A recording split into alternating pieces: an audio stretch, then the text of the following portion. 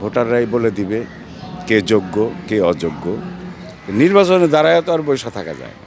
19 তারিখ নির্বাচন শেষ, 20 তারিখে সবাই আমরা কিন্তু এক। মিশা সওদাগর মনোয়ার হোসেন দ্বীপজল পরিষদে কোষাধ্যক্ষ পদে আমি নির্বাচন করতেছি এবং আমার যে অপোজিশন প্যানেল সে প্যানেলে করতেছে জাদু আজাদ। ভোটাররা যারে ভোট দিয়ে পাশ করাবে সেই পাশ হবে। আমাদের ফুল প্যানেলে সবাই আমরা শিল্পী, দেশ জাতি সবাইকে চেনে এবং ভোটারদের মুখের যে কথাগুলো যে ভাই আপনাদের প্যানেলটা স্ট্রং প্যানেল। আমাদের শিল্পী সমিতি একটা অলাভজনক প্রতিষ্ঠান। এখানে যে আমি নির্বাচন আগে আমি বলে দিব গাড়ি দিব বাড়ি দিব এগুলা কিচ্ছুই না, বহুল এগুলো। হ্যাঁ, একটা সংগঠন পাশ করে আসলে বিভিন্ন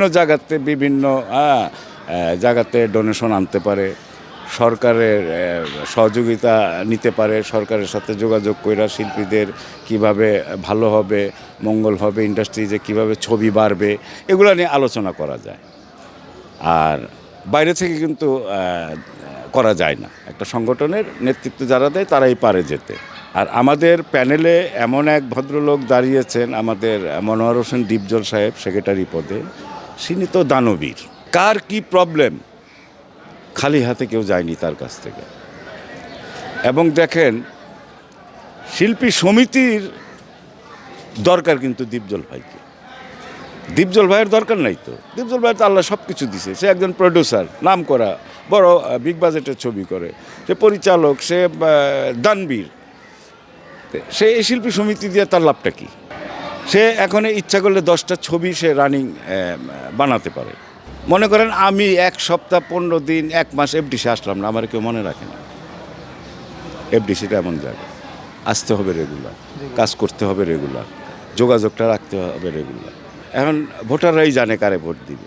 নিপুণ এবং জায়েদ খানের যে দ্বন্দ্বটা, সেটা নিয়ে আসলে কী বলবেন? এইটা আসলে দেশ জাতি, আপনারাও জানেন যে দ্বন্দ্বর বিষয়টা কমপ্লেন করেছিল লেনদেনের ব্যাপারটা। এটা কত দূর সত্যি কত দূর মিথ্যা এটা আজও বলতে পারবো না। তা আইনকে শ্রদ্ধা করে বলতেছি, আইন যেটা করছে ওটা আইনের গতিতেই হয়েছে।